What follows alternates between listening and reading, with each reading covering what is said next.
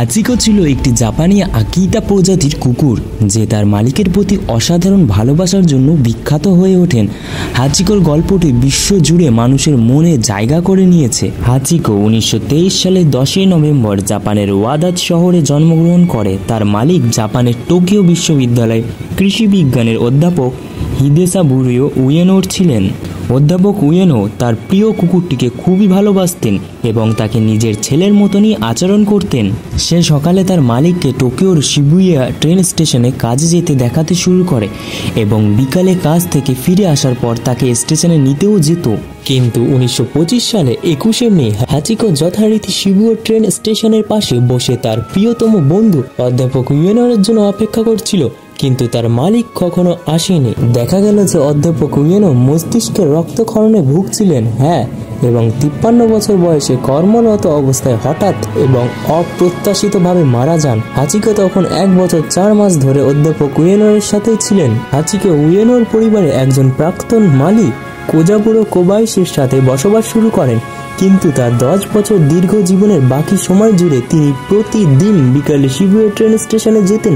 তিনি ঘন্টার পর ঘন্টা সেখানে বসেছিলেন, ধৈর্য ধরে তার প্রিয় মালিকের ফিরে আসার জন্য অপেক্ষা করছিলেন। হাচিকো টিকিট গেটে 4 পায়ে দাঁড়িয়ে প্রতিটি যাত্রীর দিকে এমনভাবে তাকিয়ে রইল যেন সে কাউকে খুঁজছে। দুঃখের বিষয়, স্টেশনের আশেপাশে থাকাকালীন লোকেরা হাচিকোর সাথে সব সময় ভালো ব্যবহার করতো না। পথচারী, ট্রেন স্টেশনের কর্মী এবং শিশুদের দ্বারা মারধর, ধমক দেওয়ার গল্পও আছে।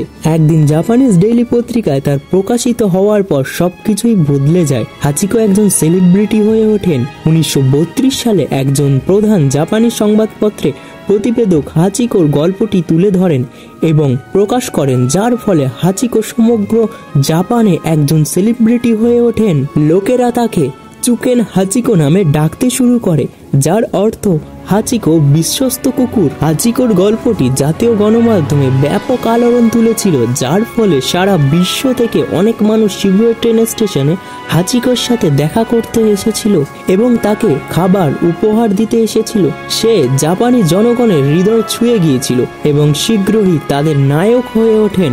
হাচিকো প্রতিদিন শিবুয়া ট্রেন স্টেশনে বসে থাকতেন, তার সেই প্রিয়তম মালিকের অপেক্ষা করতেন। সেই হাচিকো কখনো হাল ছাড়েনি। তিনি অবিশ্বাস্য 9 বছর 9 মাস এবং 15 দিন ধরে এই অপেক্ষা চালিয়ে যেতেন। কিন্তু হঠাৎ তিনি 8ই মার্চ 1935 সালে নিজেই মারা যান। হাচিকো, তার বয়স ছিল 11 বছর তখন। আজও হাচিকো সবার মনে রয়ে গেছে। জাপানিদের কাছে হাচিকো একজন জাতীয় বীর, এতই বিখ্যাত যে তাকে নিয়ে বেশ কয়েকটি সিনেমাও তৈরি হয়েছে। টোকিওতে বর্তমানে 5টি হাচিকোর মূর্তি রয়েছে।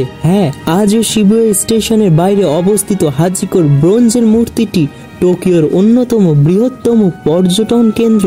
শিবুয়া স্টেশন থেকে বের হওয়ার প্রবেশ পথের নাম হাচিকো গুচি। এর ইংরেজি অর্থ হলো হাচিকো প্রবেশ। হাচিকোর বার্ষিক স্মারক অনুষ্ঠান 8ই মার্চ। প্রতি বছর 8ই মার্চ হাচিকোর মৃত্যুর দিনে শিবুয়া স্টেশনে হাচিকোর প্রতি শ্রদ্ধা জানাতে একটি অনুষ্ঠান আয়োজন করা হয়। হাচিকোর মতন বন্ধু আর কয়জনই বা পায়? মানুষ মারা গেলে মানুষ 2 বছর 1 বছরই মনে রাখে, আর মনে রাখে না, কিন্তু হাচিকো তার মালিকরে 10 বছর মনে রেখেছিল।